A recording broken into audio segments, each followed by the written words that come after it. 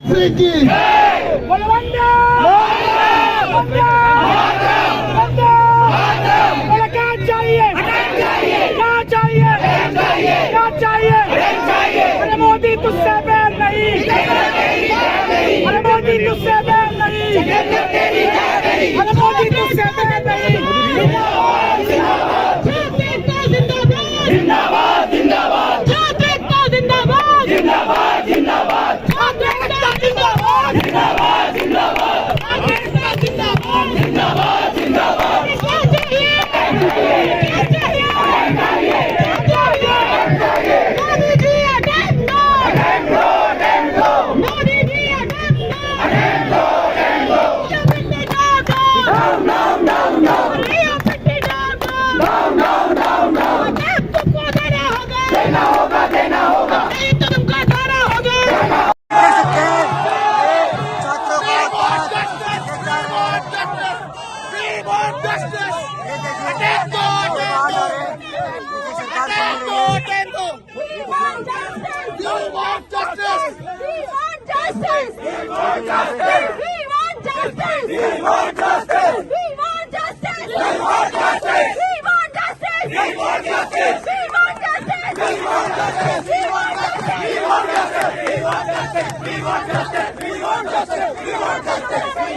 बाद में हम लोग खड़े हैं, हम लोग आगे पार्लियामेंट जाना चाह रहे हैं, लेकिन पुलिस की पूरी सुरक्षा हमें जाने नहीं दे रही। हमारे साथ 1000 बच्चे हैं, टोल बाग में बैरिकेडिंग लगा रखा है और आप देख सकते हैं बहुत बड़ा प्रोटेस्ट हो गया ये।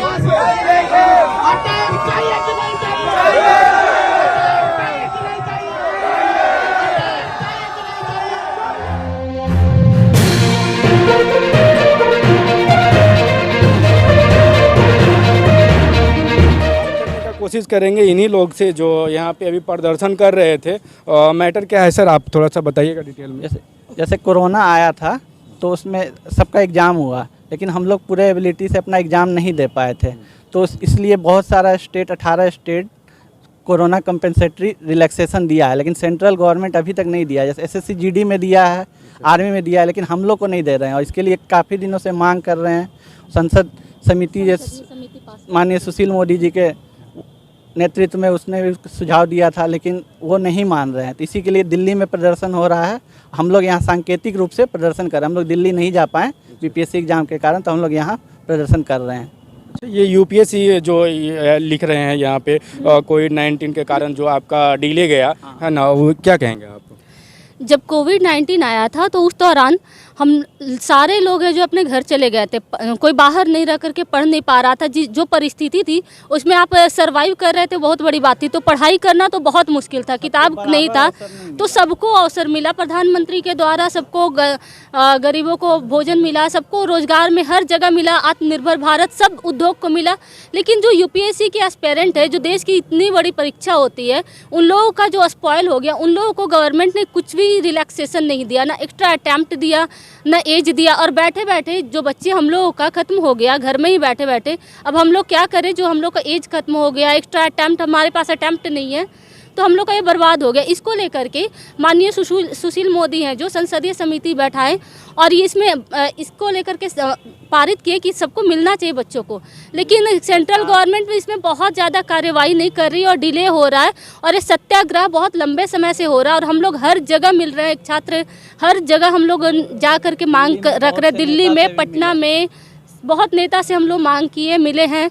पूर्व उप मुख्यमंत्री से हम लोग जा कर के रेणु देवी जी से भी अपना दिए थे कि हम लोग का मांग प्रधानमंत्री तक पहुंचाएं। तो हम लोग चाह रहे हैं कि सत्याग्रह के थ्रू प्रधानमंत्री तक हमारी बात पहुंचे कि ये बच्चे हैं, इनकी ज़िंदगी बर्बाद हो रही है। इन्होंने बहुत साल तैयारी किया और कोरोना के कारण हम लोग का पूरा सोचिए कि पूरा तैयारी बर्बाद हो गया है। कितनी संख्या में है आप लोग? ये बहुत बड़ी संख्या जो दिल्ली में है।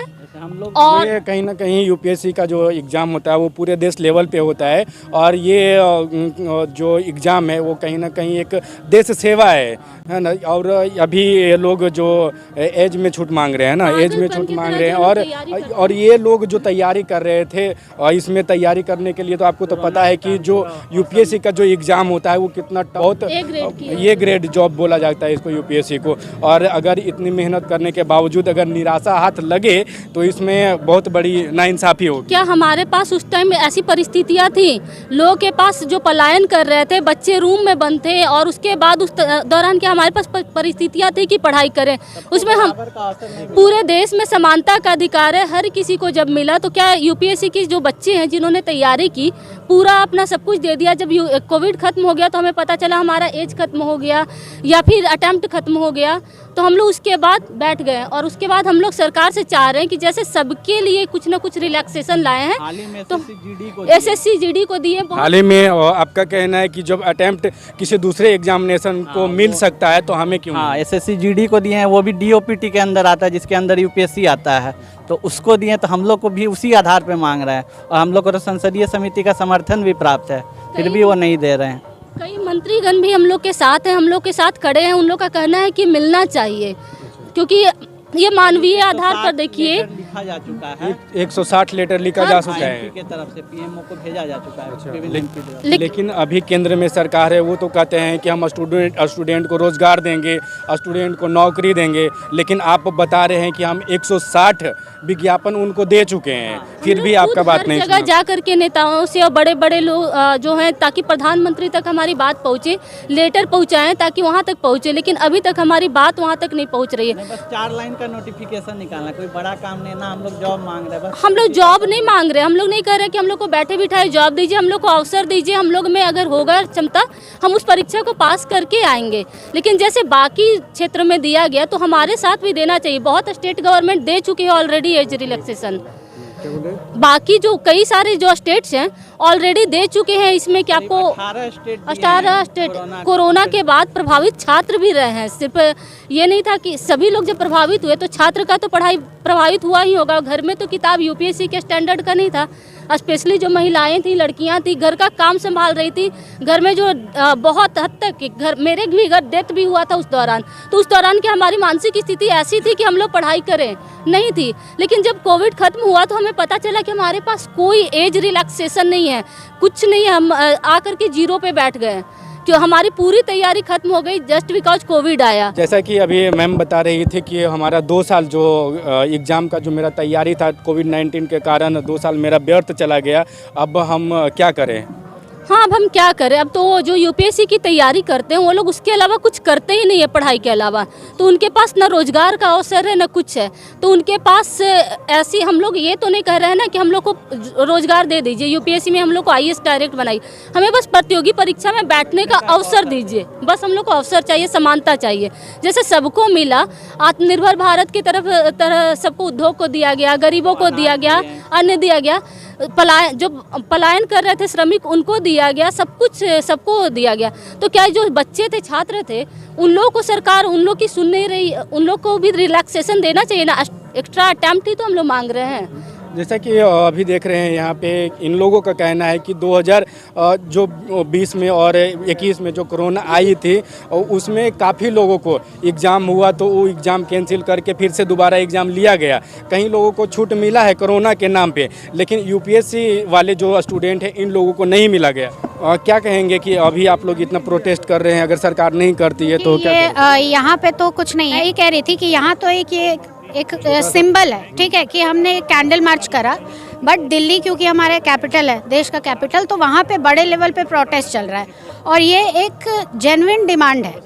ये कुछ ऐसा तो नहीं है कि ये मांग रहे हैं कि हमें नौकरी दे दीजिए, ये एक जेन्युइन डिमांड इसलिए है कि कोविड के टाइम पे हर जगह रिलैक्सेशन मिला, ठीक है, बैंक में इंटरेस्ट तक रिलैक्सेशन मिला। मैं एक जॉब होल्डर हूँ, मेरा टारगेट जॉब है, उस टारगेट में भी मेरे को भी रिलैक्सेशन मिला। सभी चीज़ में, कोविड में सभी चीज़ में मिला है, लेकिन यूपीएससी के स्टूडेंट को नहीं मिला। जी, यूपीएससी के स्टूडेंट का एक तो पहले एग्ज़ाम हुआ, ठीक है, एग्ज़ाम हुआ, चलिए कोई बात नहीं, बट उस समय कुछ ऐसे भी कैंडिडेट्स थे ना जिनका लास्ट अटेम्प्ट था या फिर एज ख़त्म हो गया था। बट आप ये तो पूरा देश जानता है कि क्या कोविड का समय ऐसा मनोस्थिति में थे लोग कि वो अपना फुल एफर्ट दे के एग्ज़ाम दे पाए? ऐसा तो नहीं था किसी के घर में कोई डेथ हो गया है, किसी के घर कोई क्वारंटीन पड़ा हुआ है, जिसके घर किसी में के नहीं कोई भी हुआ है jobless वो कोविड-19 के कारण डरे हुए सहमे हुए थे। जी, पूरा दहशत का माहौल था। या तो किसी के घर जॉब चला गया है, कुछ ऐसी सिचुएशन में कोई, एक तो पहले यूपीएससी इतना टफ पेपर है ना कि जो बंदा एग्ज़ाम में प्रिपरेशन करने घुसता है वो ऑलरेडी इतने सारे सेक्रीफाइसेस कर रहा होता है, उनके वो अपना फेस्टिवल भूल जाता है। वो अपने, कुछ ऐसे भी स्टूडेंट होते हैं ना जो अपने घर की शादी तक में नहीं जाते हैं, और ऐसे स्टूडेंट्स अब जिसका एज ख़त्म हो गया या फिर अटेम्प्ट ख़त्म हो गया, वो कितने टाइम से स्ट्रगल कर रहे होंगे, उनका स्ट्रगल पूरा का पूरा धरा रह गया, क्योंकि ये कोविड में 2 साल तो पूरा बर्बाद हो गया। वो लड़ रहे हैं और 2 साल से लड़ रहे हैं, ठीक है। और देखिए, मैं इनकम्बेंट गवर्नमेंट जो भी हमारी है, मैं उसकी सपोर्टर हूँ, ठीक है। और मेरे को लगता है कि मोदी जी तक कम्प्लीटली ये बात अभी पहुँची नहीं है कि ऐसा कोई डिमांड बच्चे कर रहे हैं।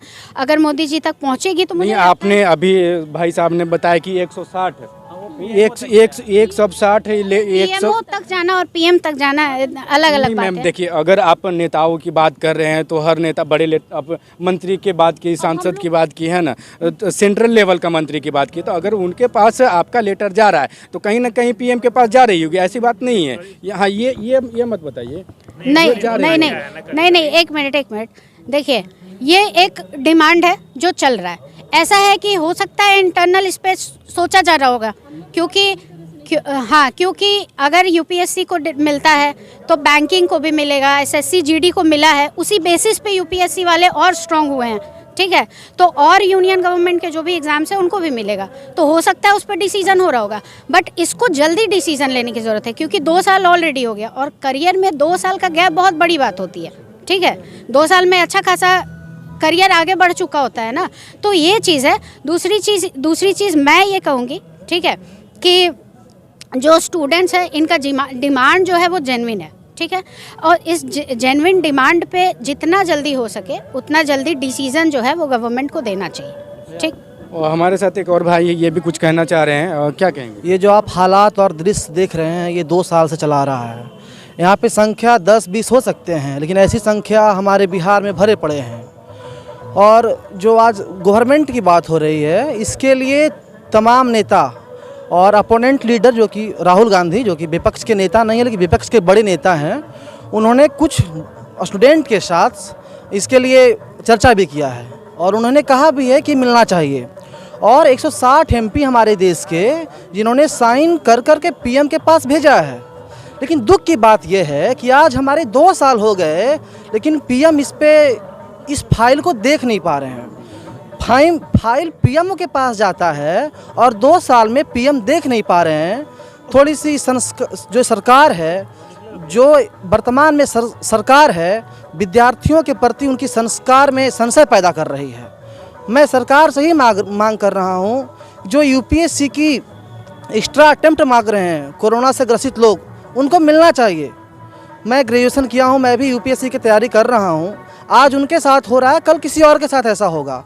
जो जस्टिस की बात है वो जस्टिस होता है सर।